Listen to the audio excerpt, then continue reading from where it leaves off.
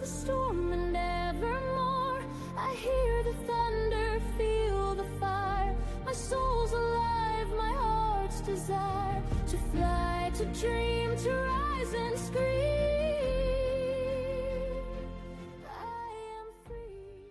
We often use idioms involving animals. Here are some familiar bovine basics. One is to have a cow, or take the bull by the horns till the cows come home. As strong as an ox, a cash cow. Here's an ancient saying that was new to me. The Latin reads, quod licet Jovi, non licet bovi. And it effectively means what is permitted to Jupiter is not permitted to an ox. Jupiter is also known as Zeus in Greek mythology and was the king of the Roman gods, possessing immense power and authority. A cow or an ox, by contrast, is a humble domesticated animal. The proverb suggests that the actions or freedoms allowed to someone of high status are not necessarily allowed to those of lower status. This proverb remains relevant in discussions about privilege, authority, and fairness in our country. Greetings, patriots. I'm Perry Green. Welcome to God in America, where we combine faith and freedom. Most Americans are aware that our elites live by a set of double standards. Some of them often get away with violating the law, if not murder itself. They are quick to demand ethical behavior from citizens, but frequently fail to uphold it in their own lives. Here is a partial list. Financial disclosure. Politicians often advocate transparency, but may resist releasing their own tax returns or financial records while requiring such disclosures from public servants or business partners. Can you say insider trading? How about criminal justice? High-profile figures sometimes receive lighter sentences or avoid prosecution for offenses that carry harsh penalties for ordinary citizens. Why isn't Hillary Clinton serving jail time? Then there's immunity and privilege. Members of Congress, such as Adam Schiff and other officials, may be shielded from specific legal actions due to their status, while regular people have no such protection. Then there were the pandemic restrictions. During the COVID-19 plandemic, as I call it, some politicians and celebrities, such as Gavin Newsom and Anthony Fauci, were caught violating lockdowns, masking mandates, or travel restrictions that they publicly enforced on everyone else. And then do as I say, not as I do. Elites like Al Gore may promote values such as environmentalism, philanthropy, and equality, while their personal actions contradict those ideals. Well, most of us are fed up with political royalty taking advantage of the peasants.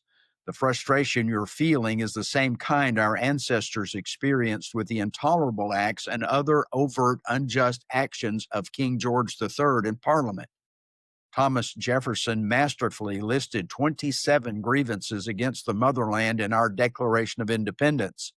Many of those should be restated to the treasonous politicians who oppose American values and take financial support to advocate for other nations at our expense. We haven't been living under our Constitution for years.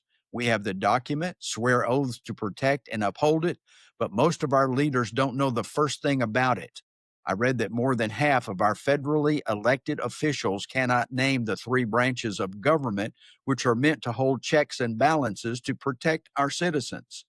Our forefathers and mothers knew the Constitution was powerless without the integrity and vigilance of the people to uphold it. This is why John Adams said our Constitution was made for a moral and religious people. His cousin Samuel wrote, "Neither the wisest constitution nor the wisest laws will secure the liberty and happiness of a people whose manners are universally corrupt." James Madison concurred. He stated, "The future and success of America is not in the Constitution, but in the laws of God upon which this Constitution is founded." Corruption leads to downfall, and the elites will seize power to control the masses through colossal double standards. The communists always take over countries expecting the people to make the sacrifices they won't.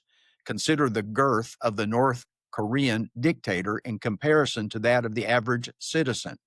Benjamin Franklin warned us.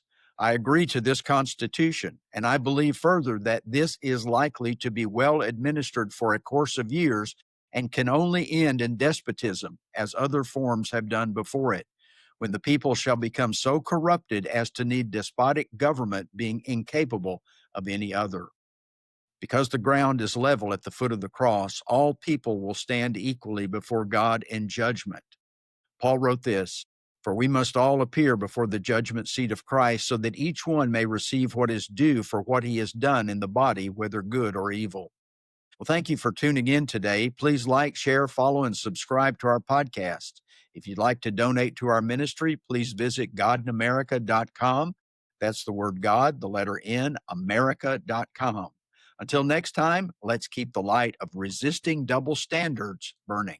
My soul's alive, my heart's desire to fly, to dream, to rise and scream.